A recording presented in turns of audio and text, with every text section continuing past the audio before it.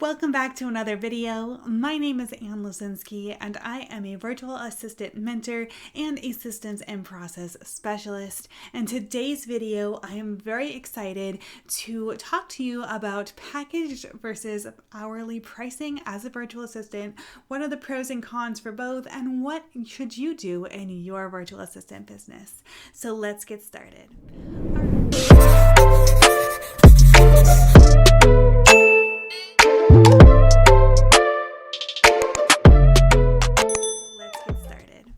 All right, so packaged and hourly pricing are two different ways that you can price your virtual assistant services. Hourly pricing means that you are tracking hours for your client, and regardless of the tasks that you're doing, you are billing by the hour.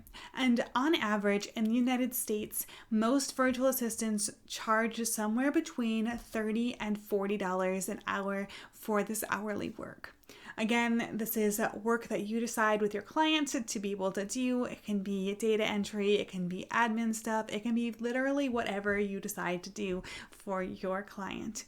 Many people will either sell their hours packaged together at the beginning of the month, so clients will prepay for 10 hours for a month, or they will just track their time throughout the month and then bill the client at the end of the month. Either way works, it just kind of depends how you would like to facilitate that. Packaged pricing, on the other hand, is a way to be able to package all of your services together into one nice, neat package for your client. And generally, this has a very clear deliverable of what you're offering the client. So for a packaged price, perhaps you are offering website maintenance and doing specific tasks for the website each and every month. Perhaps your packaged price is Pinterest management or social media management in general. And it's very clearly outlined the posts that you will make, the engagement that you will engage in on those platforms, and the very clear deliverable in that nice little package. Regardless of how long the package takes you, you're still going to get paid the same amount. All right, so those are the two ways that we could potentially price our services. Now let's go through the pros and cons of both. So for hourly pricing specifically, there are pros and there are cons to tracking hours for your clients. So when you are charging hourly, you are compensated for every single hour that you work. And you know that you'll get that money every single time that you sit down at your desk. And so it's very clear and very specific how much you're going to get paid. Regardless of your task, you're going to get paid for the work that you are doing, and you're going to record that on your time tracking sheet and send that to your client to get paid and compensated accordingly for those hours. You're also in way more control of how much time you spend per client. If a client has only purchased 10 hours, you are only obligated to work those 10 hours. And you have the flexibility to work those 10 hours whenever is reasonable for you and your client. So you have a little bit more flexibility, blocking out your days, deciding what goes where and which client you're going to work on when. And it just gives you a little bit more flexibility in that way as well.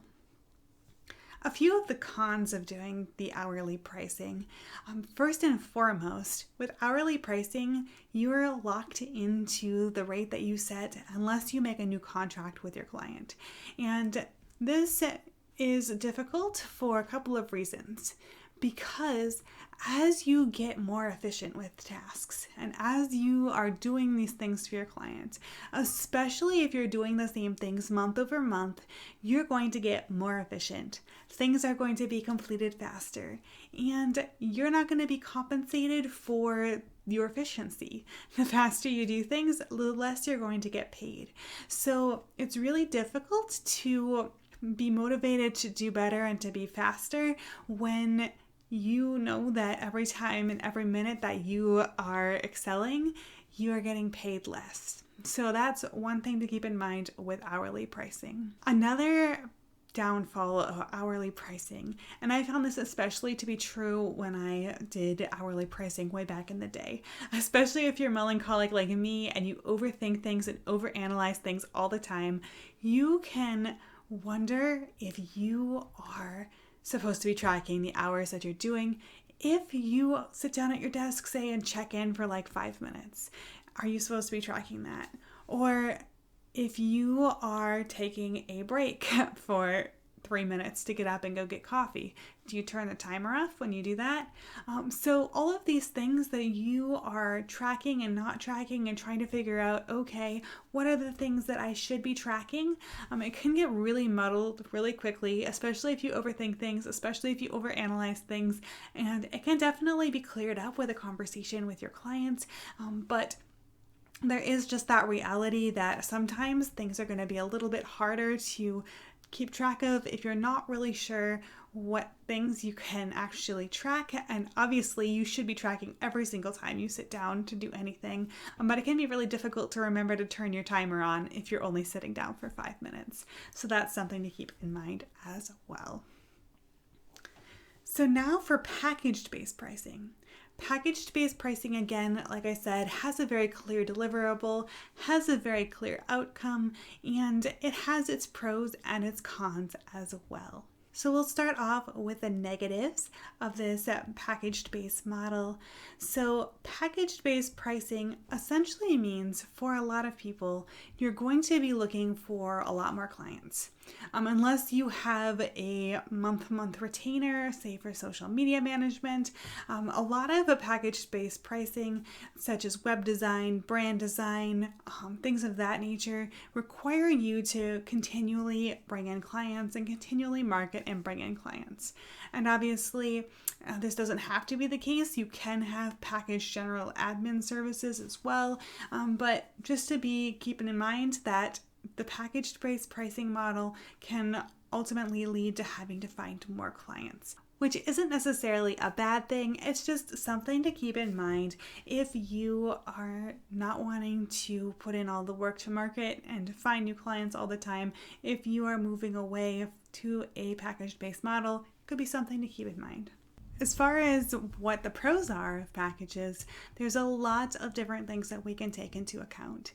So packaged pricing is very easy and very clear what the deliverable is. So when you outline everything in a very pretty package and are very clear about what you're doing, it's very easy to be able to get from point A to point B without a whole lot of additions in between.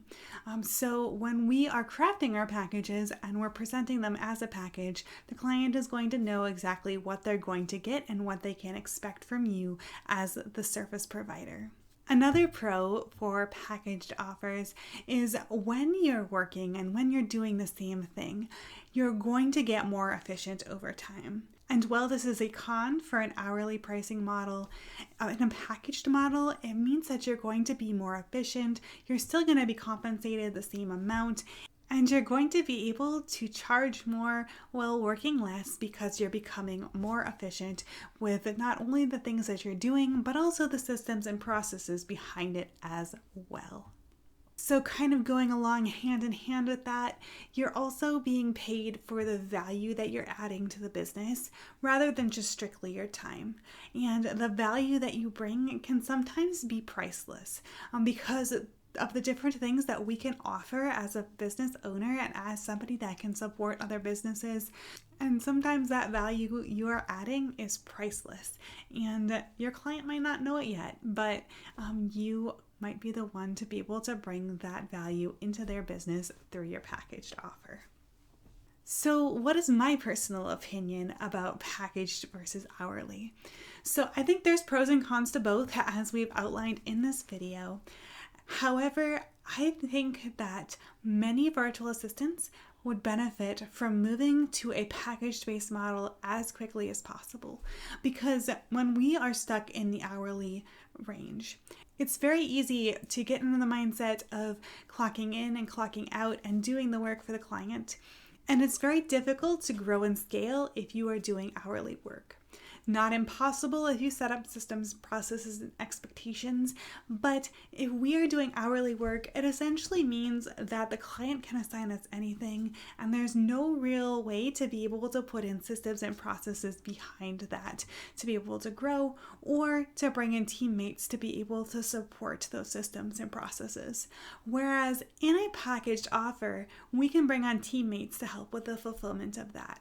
We can essentially build out all of the systems and processes behind that super easily so that we can still offer our clients a great experience, but we might not have to do every single thing and every single piece of the puzzle to be able to get them those great results.